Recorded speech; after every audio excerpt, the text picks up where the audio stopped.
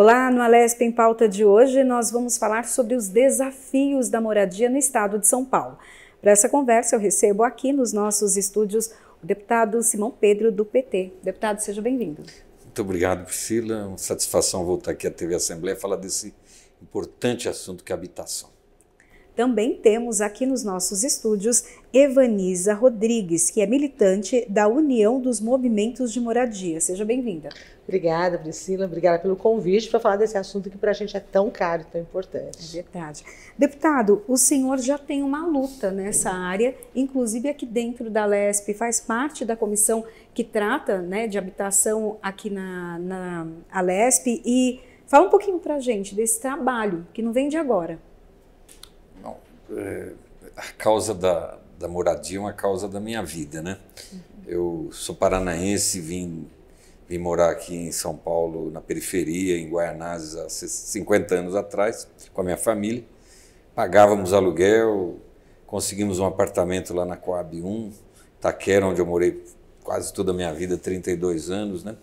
E aprendi ali a importância de uma moradia para a família poder se abrigar, se planejar sua vida, né?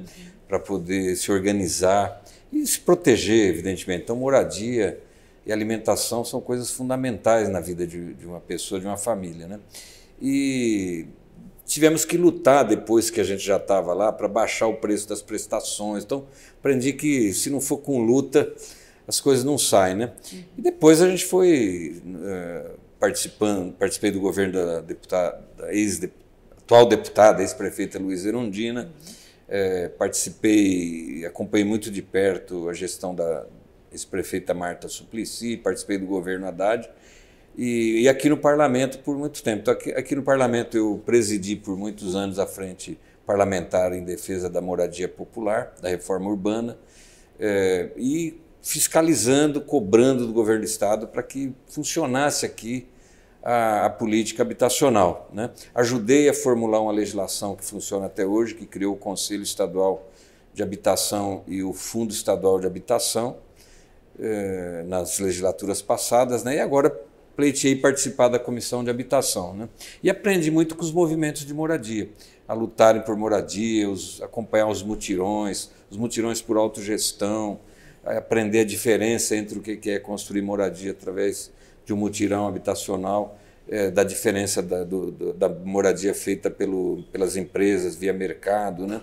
Então defendo muito a luta habitacional, a luta dos movimentos, até porque a situação da moradia nunca foi resolvida, o déficit habitacional pela lentidão dos nossos governos, a ausência de políticas, né? Explodiu, né? Hoje nós estamos falando de mais de 700 mil famílias no estado que moram de aluguel, moram de favor, moram em favela, moram irregularmente, moram na rua. Aumentou muito o número de famílias morando nas ruas, principalmente nas grandes cidades. Então é uma luta que eu acho que não dá para fechar os olhos, e quando eu voltei para cá, voltei com o compromisso de tocar isso também, junto com outros deputados, né? Mas o nosso mandato tem isso como uma linha fundamental de atuação. Evaniza, conta um pouco para a gente do trabalho, da União dos Movimentos de Moradia, até para que essa lacuna que o deputado comentou agora, seja pelo menos amenizada. Bom, a União tem 37 anos, completa 37 anos agora este ano de 2024, né? E na nossa organização sempre entendemos o seguinte, né? Que a moradia, ela é uma questão que está colocada em todo o estado, né? É uma situação que exige política pública, é impossível você pensar em resolver esse drama da habitação sem políticas públicas efetivas, e que ela tem muitas caras. E, portanto, ela precisa de muitas soluções diversas. Você tem a situação das favelas, as áreas de risco, você tem as situações de áreas não regularizadas, o povo que vive nas ruas, as pessoas que pagam aluguel, né, e pagam valores altíssimos de aluguel, comprometendo a sua subsistência, e que, portanto, o movimento se reúne para enfrentar esse drama, mas também propor soluções. Nós não somos aquele movimento que só reclama, só reivindica. A gente traz, tanto para o parlamento quanto para o Poder Executivo, propostas de solução, alternativas, busca recursos em todos os níveis de governo, e, principalmente depois, ao final desse processo, produz a moradia por meio da autogestão, como o deputado falou. Ou seja, as famílias que não são problema, elas são parte da solução dessa questão, que se reúnem, fazem os projetos com uma assessoria técnica, discutem a forma de construir, participam da construção e constroem moradias de melhor qualidade e que geram um vínculo comunitário muito maior. Então, a União, ao longo desses 37 anos, já construiu mais de 30 mil moradias nesse sistema. E sempre busca todos os governos para trazer programas, trazer projetos que possam atender essa demanda. Deputada, essa parceria é muito importante, né? Porque o governo não tem braço para tudo. Mas aí quando vem já, né, as propostas, ali dá para se trabalhar, né? Sim, não, uma coisa complementa a outra, né? Eu queria, assim, cumprimentar a Ivanisa, dizer da minha alegria de estar aqui ao lado dela. Sempre aprendi muito com ela e com todas as demais lideranças dos nossos movimentos, né? Eu acho o seguinte, papel do Estado garantir o direito constitucional de uma moradia digna para as famílias, né? Então, o Estado precisa ter uma empresa para fazer isso. No caso aqui de São Paulo tem a CDHU, o município de São Paulo tem a Coab, o governo federal faz a política habitacional através do Ministério das Cidades ou com a Caixa Econômica Federal, né, para financiar. Então, o Estado tem que ter orçamento, tem que dizer quanto que ele vai colocar de recursos por ano nessa área, né? Aqui em São Paulo, nós tivemos uma política que deu certo por muito tempo e, infelizmente, os últimos governos acabaram. Veio lá do governo Quércia, quando se criou o CDHU, Companhia Paulista de Desenvolvimento Urbano, houve um consenso na sociedade, com apoio do parlamento, de se aumentar a alíquota de ICMS de 17% para 18%, para que essa diferença, 1%, que hoje daria mais de 1 bilhão, fosse destinada para a moradia popular. E com isso se construiu muitas habitações, né? ou através de mutirões, ou através direto pela empresa, pela CDHU. E depois se abandonou recentemente essa política, porque os últimos governos que entraram aqui em São Paulo, eles olham apenas o fazer moradia, produzir moradia através do mercado. Ou seja, as empresas constroem, o governo vai lá e compra, né? Ele tira um pouco o pé de construir diretamente a política habitacional, né, de realizar, de executar a construção de moradias, e terceiriza isso para o mercado. Só que o mercado ele busca o lucro, né? As empresas privadas, então vai custar muito mais caro, e a produção de moradia para atender a população que precisa vai ser em menor número cada vez mais, né? Já por outro lado, fazer com as entidades sociais que já têm experiência, a União dos Movimentos de Moradia, as entidades que fazem parte da União, elas já estão construindo prédios de 18 andares, com elevador, com varanda, 14 andares. Eu mesmo acompanho de perto alguns, a Ivanisa ajuda a gerenciar uma série deles, né? Então já tem expertise. E o que acontece? Sai o elemento lucro. Então sai muito mais barato, a população controla a compra, que tipo de material, a qualidade, e a moradia produzida é muito, assim, infinitamente mais barata e a qualidade muito superior, né?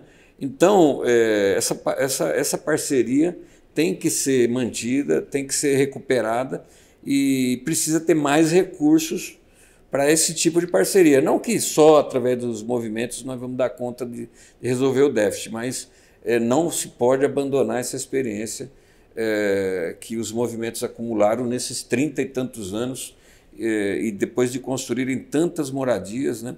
Então, é importante que o Estado tenha as entidades como parceiras e não como adversárias, inimigas, coisa parecida, né? E tem uma coisa importante, né? No déficit habitacional brasileiro, 80% das famílias que não têm moradia ou que precisam de uma moradia ganham menos que 2 salários mínimos. Portanto, essas famílias nunca serão atendidas pelo mercado. Elas não têm capacidade de crédito, elas não podem chegar num banco, mesmo na Caixa Econômica, mesmo com recursos do Fundo de Garantia, para pedir um empréstimo para comprar a sua moradia. Elas dependem exclusivamente de uma política pública que tem algum nível de subsídio. Então, a nossa proposta sempre é que o governo do estado, as prefeituras e o governo federal se articulem, se unem em políticas que possam fazer chegar a quem mais precisa essa moradia. E, infelizmente, hoje nós não estamos vendo isso. Em São Paulo, a maior política que o governo está fazendo é subsidiar a que a gente chama de faixa 2. Ou seja, famílias que também precisam de moradia, mas que têm uma capacidade de renda, de endividamento, de tomar um empréstimo infinitamente maior do que uma família que vive na situação de vulnerabilidade. Então, nosso foco, a nossa prioridade sempre é para essas famílias que estão excluídas no mercado. Essas famílias não só precisam de moradia, muitas vezes, né, elas precisam estruturar toda a vida delas. E também o trabalho comunitário, o trabalho social faz com que, ao mesmo tempo que você constrói a casa, você também está construindo essa comunidade, está gerando emprego e renda, está melhorando as condições de saúde, de educação, de inserção dessa família. Então, a nossa defesa sempre foi essa, né? Que a gente faz casa, mas também para fazer uma comunidade melhor.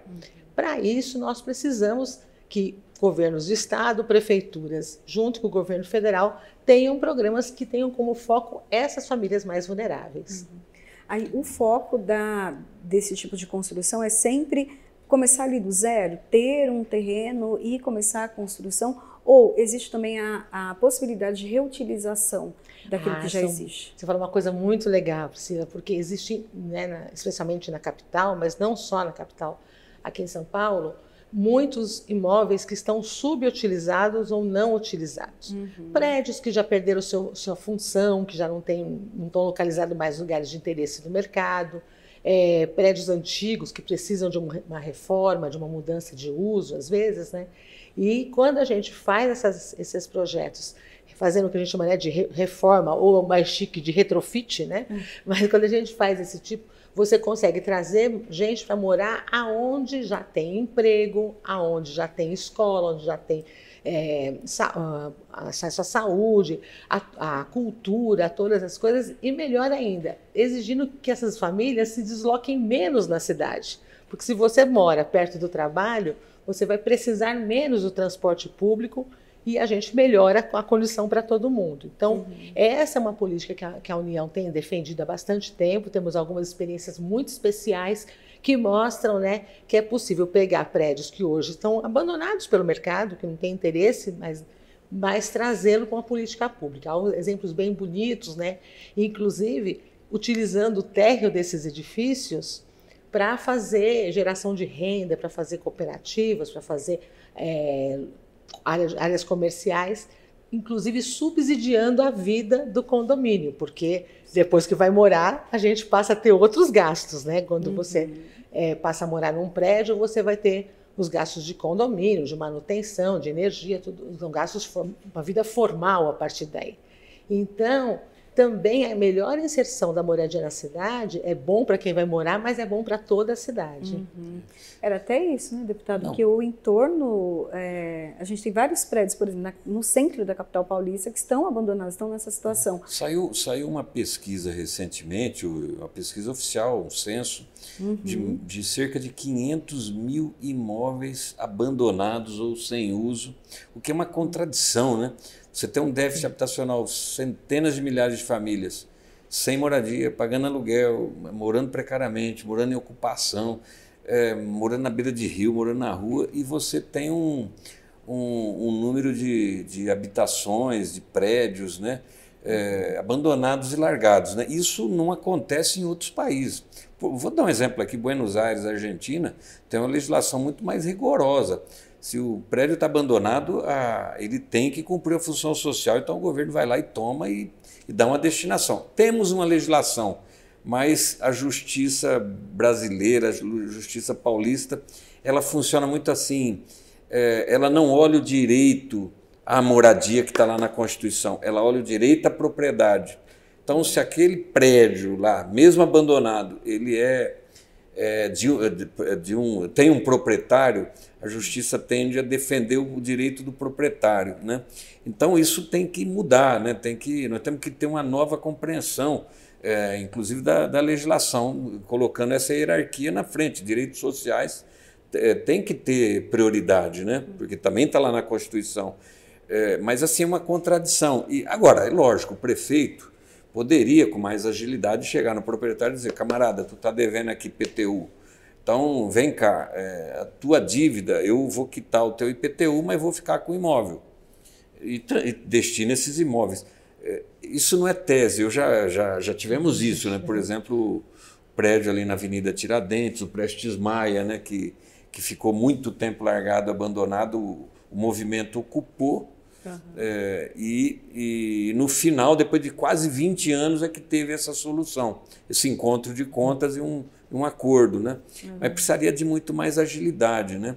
E aqui eu já entro também, Priscila, nesse debate que há muito preconceito contra os movimentos que lutam por moradia, né? É invasor de propriedade, está ocupando propriedade alheia, né? Mas querem casa de graça.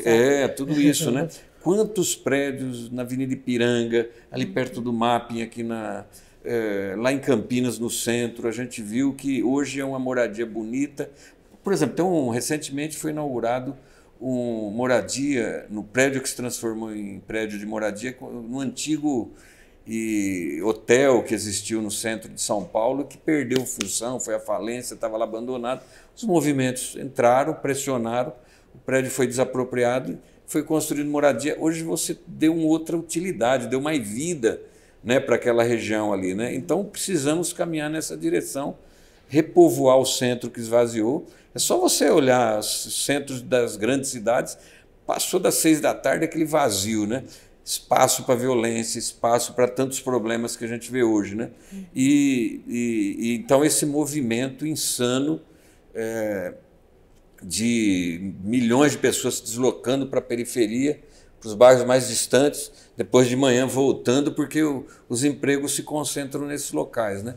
Mas muitas áreas estão se degradando cada vez mais. Olha o que foi, por exemplo, a região da Vila Buarque, onde o governo do estado quer se transferir para lá, a parte administrativa, onde está a Cracolândia. Aquilo já foi o glamour de São Paulo, né? Olha a Avenida São João, já foi o glamour, né? Hoje são regiões assim com muitas dificuldades, prédios abandonados, então é uma coisa irracional, né? A gente precisa ter esse entendimento, a grande mídia precisa entender, o judiciário precisa funcionar e os governos executivos precisam, os legislativos precisam legislar melhor sobre isso e os executivos construírem uma política habitacional que resolva esse problema. É uma coisa indigna uma família morar na rua, eu passar a vida inteira trabalhando sem condições de ter a sua casinha própria, que é o sonho de muita gente, né? Então, por isso que eu apoio a luta dos movimentos e apoio esse tipo de... E aqui procuro refletir isso aqui no parlamento também. Ibanez, até o deputado já trouxe alguns exemplos, mas conta também outros exemplos que, quando esses imóveis eles são transformados em moradia, eles estavam abandonados, ali já é um lugar propício para a criminalidade. Como que muda? Tanto a questão do imóvel em si, que ganha vida, como o deputado falou, mas para a região, o que você tem concreto até para contar para a gente? São experiências bem interessantes, justamente porque tanto em área central, mas também nas periferias, onde também existem imóveis abandonados, também nos bairros periféricos, né? Quando uma comunidade se organiza para se instalar ali, a gente fala que ela irradia para o entorno toda uma série de processos organizativos, né? Então, por exemplo, né, de organizar serviços, né, de atendimento à criança e adolescente, trabalho com os idosos, capacitação profissional, formas também de luta por outros serviços que estão faltando na região. Então, ela deixa aquele lugar, esse lugar, né, de descarte, né, o lugar de lixo, o lugar onde você olha e torce o nariz ou acelera o passo para passar rápido, para ser um lugar, né, de vida. A cultura é outra coisa fantástica, porque nesses lugares acabam também se instalando grupos, né, que trabalham com a cultura popular, resgatam a cultura, às vezes, que as famílias migrantes trazem dos seus lugares, novas expressões culturais, o resgate com a juventude, principalmente, porque também acaba, né, tendo um lugar para se expressar, para conviver. E a gente fala, né, na propagação de uma cultura de convivência, de tolerância, uma cultura de paz. Então, essa experiência a gente tem visto tanto nos lugares, no centro das cidades, mas também nos lugares periféricos, onde aquela comunidade se instala, ela começa a dialogar com o entorno. Muitos desses lugares, né, se a gente fala, né, que a periferia de São Paulo, né, cada palmo de asfalto que tem nas ruas, né, foi fruto de muita luta, de organização e de conquista. Essas coisas não chegaram lá de graça, não chegaram lá à toa, né? Chegou porque teve gente que se juntou, falou com a vizinha, chamou o padre, chamou o pastor, chamou a professora da escola, vamos movimentar aqui, trouxe demanda, encontrou parceiros no parlamento também, que foram parceiros que caminharam junto, para transformar esses lugares, porque a gente fala, moradia não pode ser só a casa, né? É onde você está localizado. Então, a gente entende que esse processo melhora, né, inclusive as redes territoriais que vão dar a cara daquele lugar, né? Muitas vezes a gente vê que os nossos territórios são marcados pelo abandono, é um lugar onde não tem. Lá não tem escola, lá não tem ônibus, lá não tem isso, não tem aquilo, né? E a gente vai olhar por uma outra perspectiva, o que é que a gente está construindo junto. Então, acho que essa forma acaba trazendo um outro jeito de se organizar no espaço urbano, que não é o espaço da violência, o espaço do confronto, mas o espaço da convivência. E isso, portanto, não é só nas grandes cidades. Também os dados do censo, Simão, mostraram que todas as cidades brasileiras têm questões habitacionais para ser resolvidas.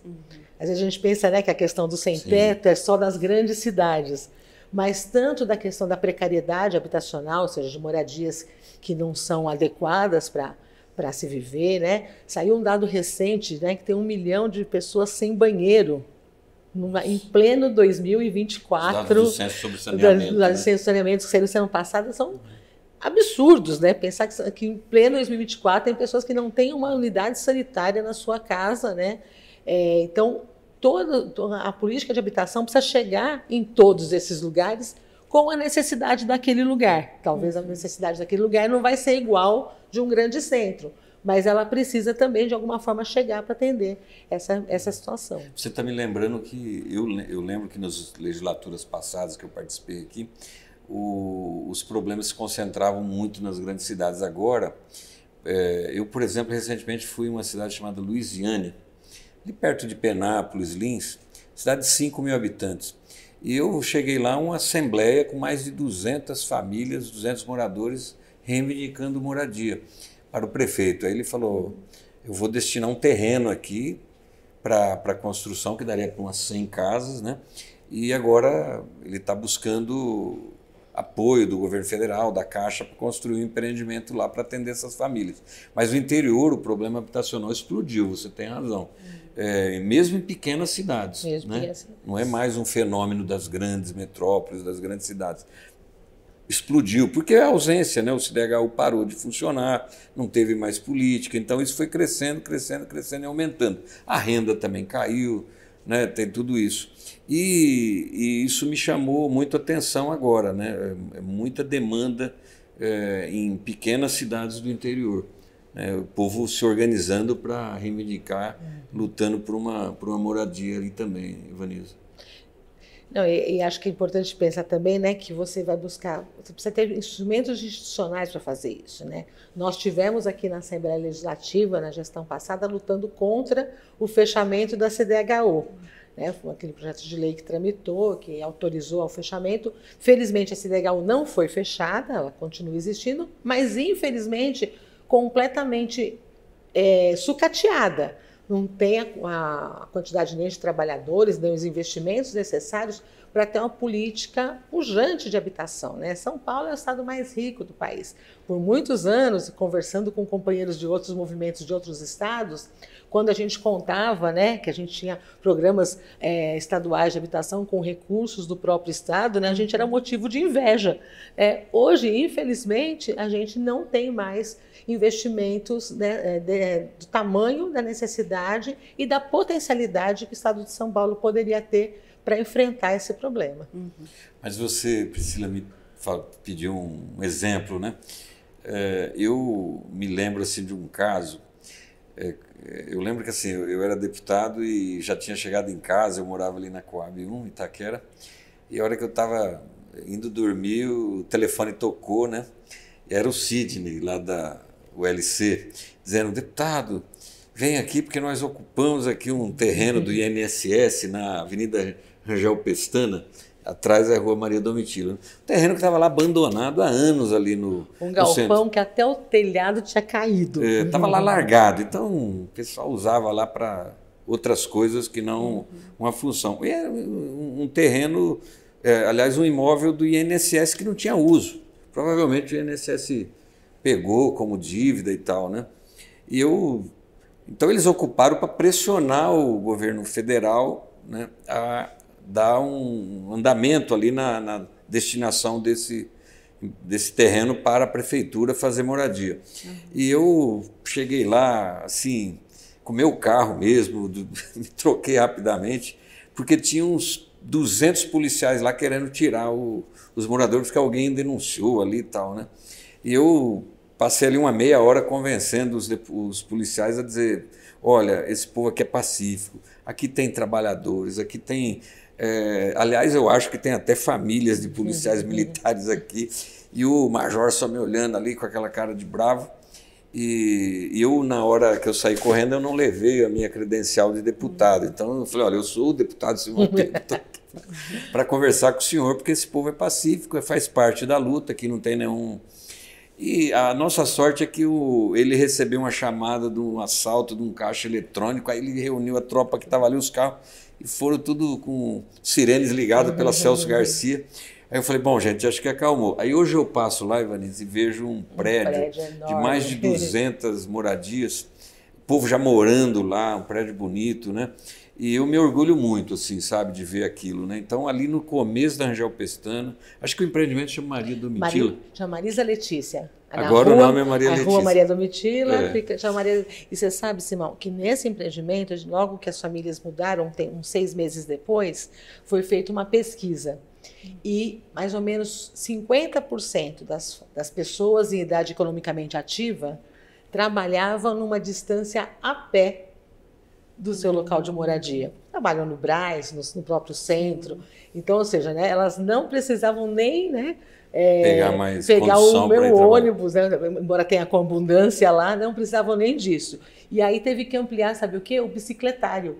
Porque o bicicletário que foi feito, quando o pessoal percebeu que podia trabalhar de bicicleta, resolveu ter mais bicicleta, a gente ampliou o bicicletário. Então, são coisas interessantes que mostram que uma moradia melhor inserida traz outros efeitos para a vida daquela família. Ou seja, é uma mãe, por exemplo, que passa mais tempo com seus filhos, porque se ela trabalha perto, ela sai para trabalhar, ela volta e passa mais tempo. Não fica 3 horas Não fica 3 horas uma condução. É tempo de qualidade que ela dedica à sua família, né? Um jovem pode pensar que ele vai conseguir estudar, que ele vai conseguir ir para o trabalho e depois ele vai conseguir estudar. Então, essas coisas, né? Como eu sempre falo, ele dá um impacto no restante da vida daquelas famílias, daquela comunidade. Uma coisa que me indigna, sabe, assim, eu ouvi colegas meus políticos, né, irem para a televisão, irem para os palanques, dizer: eu defendo a família, eu defendo a família, eu defendo a família. Mas na hora de votar o orçamento aqui para moradia, não vota, né? Não ajuda a melhorar, né? Então é uma contradição. São porque para mim, assim, defender a família é defender a moradia, é defender a alimentação, o direito à alimentação, né? Como é que você fala em defender a família e vota num projeto contrário às famílias que precisam conquistar a moradia, né? Então essa contradição sempre me deixa meio nervoso, assim, quando eu escuto. Aliás, a frase de Dom Serafim, ex-arcebispo de Belo Horizonte, falava: a casa é a roupa da família. Uma família sem casa é uma família nua. Bom, e com essa frase, a gente aproveita para fazer um rápido intervalo. Daqui a pouquinho a gente volta.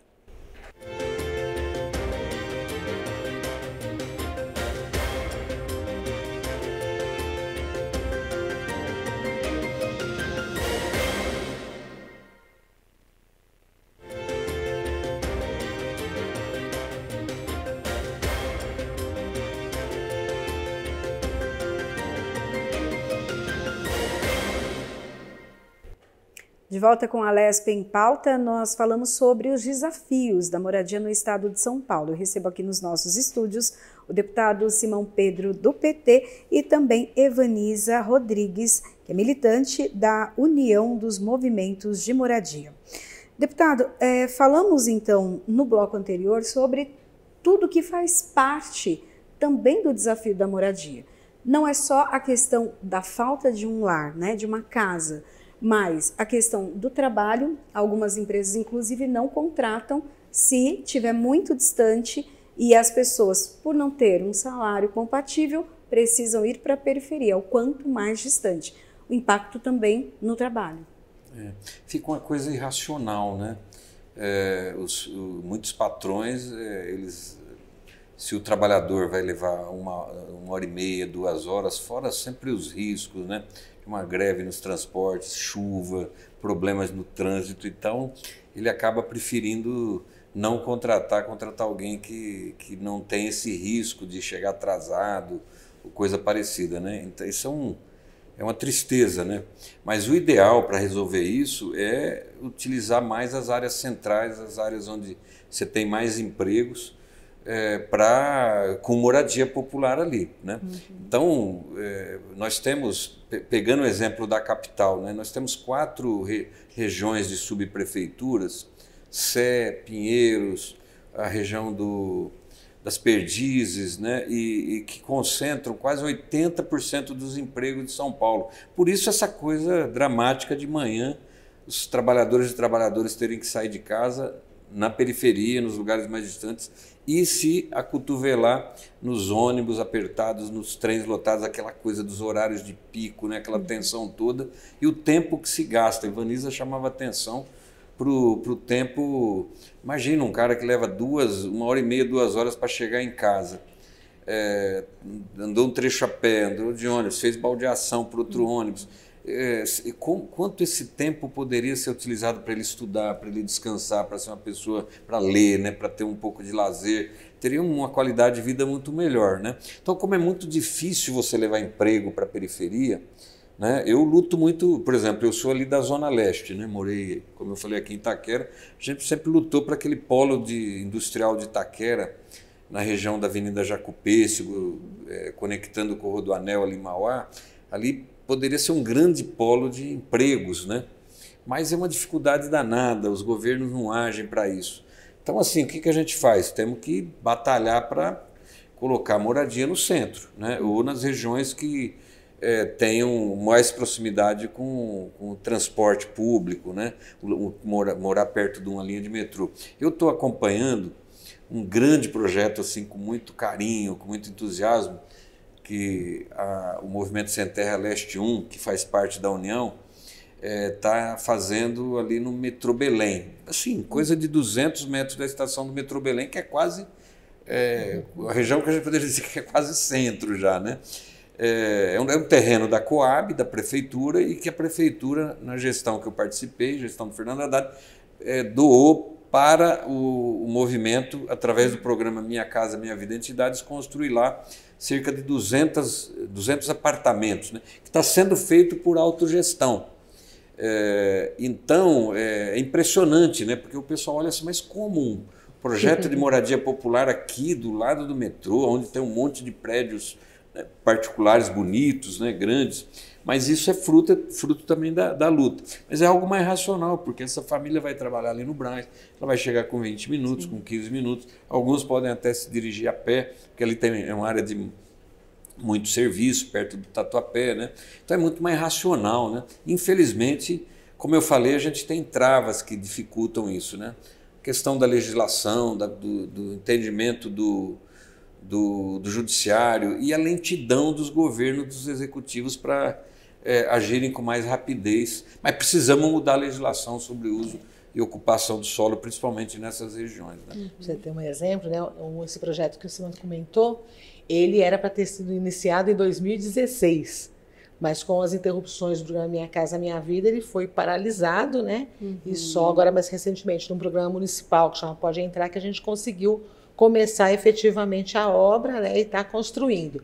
E a gente está ali, que a gente brinca, né, que a gente está rodeado, né, a gente como uma ilha de um projeto habitacional de baixa renda, de projetos habitacionais privados de rendas médias e até acima. A gente acredita nessa convivência, que a cidade deveria ser mais democrática, ou seja, famílias de diversas faixas de renda convivendo no mesmo bairro, usufruindo de uma infraestrutura e trocando, né? Inclusive. Mas, infelizmente, não é o que acontece. E essa questão que o Simão coloca, né, desse tempo de transporte, essa precariedade da periferia, afeta ainda mais as mulheres, especialmente Sim. as mulheres chefes de família. Porque é o tempo do trabalho, é o tempo do transporte, é o tempo do cuidado doméstico, é o tempo, né, de, inclusive, ir para a luta no movimento, né? E essas mulheres acabam sendo muito mais sobrecarregadas, né, para poder enfrentar esses desafios todos da vida. Quando a gente percebe, né, o quanto que mulheres são afetadas em tempo das suas vidas, as formas que elas poderiam estudar, poderiam buscar um emprego melhor, poderiam se colocar melhor, se inserir melhor na sociedade, né? Se nós tivéssemos configurações urbanas que permitissem e propiciassem isso. Creche, por exemplo, a creche funciona até às 5 da tarde no máximo. Né? Se você trabalha no centro, mora na periferia, como é que você chega às 5 da tarde para recolher a sua criança? Né? Então, a ideia de que você tivesse uma cidade que funcionasse em torno dessas necessidades, né, poderia ser uma cidade muito mais amigável e que favorecesse mais também a vida das mulheres. E, deputado, o senhor até comentou no bloco anterior sobre até a ocupação de um prédio, né, ali na região do Brás. Né, e houve ali a chegada dos policiais. O que deve acontecer para evitar que haja uma questão até de conflito, né? Então, tem o imóvel, tem a disponibilidade, tem pessoas precisando e organizadas, né? Não é uma coisa desorganizada que foram lá. Como que dá para resolver esse tipo de situação? Olha, a gente vive numa sociedade conflituosa, né? E numa sociedade de disputa, né? Entre as classes trabalhadoras e as classes mais abastadas, mais ricas, né? Onde os mais privilegiados querem ficar com os territórios mais tradicionais, onde tem mais serviços, né? E sempre não querem ver pobres ali, não querem ver trabalhadores quanto mais distantes, né? Possível é melhor. Então a gente vê muito conflito, muita disputa, né? Então é um drama, mas é próprio dessa sociedade dividida em classes sociais como é a nossa, né? Onde a grande maioria é pobre, então tem que se contentar na cabeça da maioria dos dirigentes ou das classes mais privilegiadas, elas teriam que se contentar em morar mais distantes, né? Mas há essas famílias disputam e resistem a serem expulsas, a ir embora, né? Então, São Paulo é um exemplo disso, né? Você repara que tem muito preconceito, né, contra os pobres. Eu me lembro que teve um caso de uma senhora que ficou muito famoso, essa frase que ela falou, quando foi anunciada uma estação do metrô ali na Avenida Higienópolis, que agora está para sair, da linha 6 do metrô. Essa senhora falou, não, eu não quero estação do metrô aqui, porque vai trazer gente diferenciada para cá, né? Então, uma fala que exemplifica esse preconceito contra os mais pobres. O pobre tem que vir trabalhar na minha casa como empregado doméstico, tem que vir assim assado, mas que ele não viva aqui, não more aqui, porque eles não querem, né? Então, é uma disputa. Então, nós precisamos entender um governo que entre, por exemplo, ele não pode agir para perpetuar esse tipo de política, esse tipo de situação. Ao contrário, né? Ele tem que entender que ele governa para todos, morar no centro é um direito de todos, né? Mas assim, eu sempre chamo isso de irracional, porque na medida que você expulsa os pobres do centro, a violência toma conta, né? Quanto mais despovoado, mais o crime organizado se instala ali, mais a violência se instala ali e acaba desvalorizando. Então, assim, é uma contradição, né? Mas eu acho que os movimentos, o povo tem se organizado em entidades, movimentos para fazer a ocupação daquele prédio que está abandonado, de reivindicar aquele terreno que está largado, que às vezes é do próprio governo, né? E a gente, eu acho que o nosso trabalho é um trabalho educativo, de fazer com que haja menos preconceito, né, contra esses que são considerados invasores, são considerados fora da lei, são considerados 1000 apelidos se dão para quem luta por uma moradia, né? Mas depois, quando você vê o prédio funcionando, habitado, dando vida para aquele local, você vai falar, poxa vida, como melhorou isso aqui, né? Como esse bairro foi revitalizado, como esse bairro melhorou.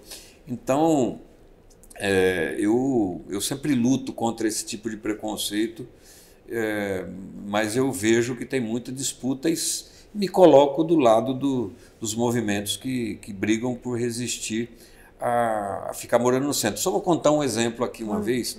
Hoje o SESC está construindo uma grande unidade ali ao lado do mercado municipal do Cantareira, né, ali no centro, perto da Avenida do Estado. Vai se construir uma unidade muito linda.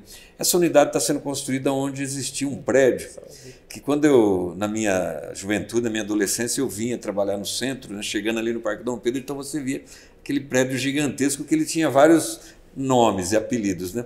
O nome oficial era São Vito, mas ele tinha um apelido de Treme-Treme, de Balança Mas Não Cai, né? E era um prédio que foi construído há décadas atrás, foi abandonado e foi ocupado por trabalhadores ali da região. Eu lembro que um dia, quando a prefeita Marta, quando ela foi prefeita, ela fez um projeto de reformar aquele prédio, 38 andares, né? Fazer os elevadores, fazer uma creche lá em cima, telecentro, ou seja, dar novas condições para aqueles moradores que estavam ali há tanto tempo. Mas aí o governo seguinte resolveu demolir o prédio, né? O São Vito e um outro pequeno que tinha ao lado. E eu fui lá naquela época e visitei as famílias ali e conversando com o morador, eu falei, escuta, o senhor mora em que andar? Ele falava, eu moro lá no 30º andar. Eu falei, nossa, o senhor mora aqui há quanto tempo? Mora há muito tempo. O senhor trabalha onde? Trabalha aqui no Parque Dom Pedro. E eu falei, mas o senhor sobe tudo isso a pé de noite, de dia o senhor desce a pé sem elevador? Ele falou, faço isso, irmão. Eu falei, mas por que o senhor resolveu morar aqui? Ele falou, porque antes eu morava lá em Guaianazes. E eu levava 2 horas para vir chegar no meu trabalho. Hoje, Simão, eu levo 10 minutos do trabalho até ali. Tem um sacrifício de subir, mas para mim sobrou um tempo assim enorme. É aquilo que a gente estava falando aqui no outro bloco, né? Então eu nunca esqueço, porque olha como eu aprendi com esse senhor, né? E Simão, posso te contar uma coisa? Então, essa lógica do trabalhador morar no centro, perto do trabalho, nós temos que recuperá-la, né? Ontem, por casualidade, eu estava conversando com o advogado da União, que é o Benedito, né, o Dito, que acompanha as famílias que saíram do São Vito até hoje. E até hoje elas não foram atendidas no programa de habitação. Nossa. Recebem um bolsa aluguel? Recebem um bolsa aluguel que está atrasado, que não está sendo pago desde os últimos 3 meses. Que absurdo, e até hoje, mais de 10 anos, né, quase 20 anos, que elas estão nessa situação. E tem um componente a mais nessa disputa, Priscila, que é a disputa com o mercado imobiliário, né? Ou seja, alguns territórios que, né, historicamente eram os territórios de trabalhadores, né, hoje já são bairros de classe média. E aí eu atento muito à propaganda que se faz no Farol, que se entrega, né, os panfletos, né, e ele fala assim, né, compre para investir. Ou seja, não compre, não é que ele está oferecendo alguma coisa para a pessoa morar. É para quem tem algum recurso, né, colocar como investimento.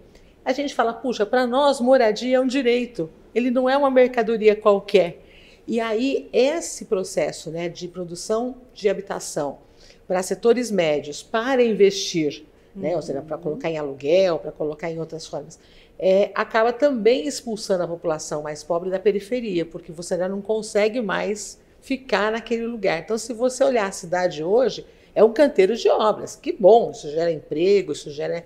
Mas, infelizmente, tanta construção não gera mais moradia para quem mais precisa.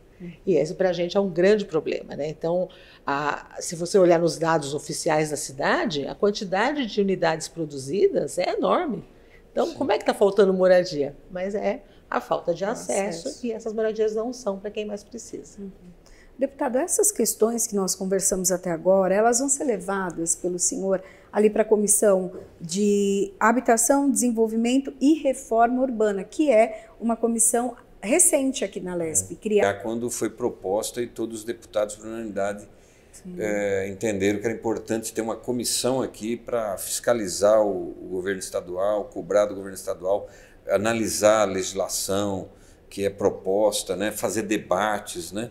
Mas nós tivemos, durante o ano passado, 2 reuniões apenas, a instalação da comissão, a eleição, depois teve uma outra reunião e não teve mais, né?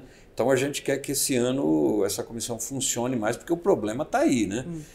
Analisar o orçamento, se ele está adequado, se ele não está, se falta, né? Analisar os programas, o que está sendo feito, então ela é fundamental. Antes era a Comissão de Serviços e Obras que eu presidi por muito tempo.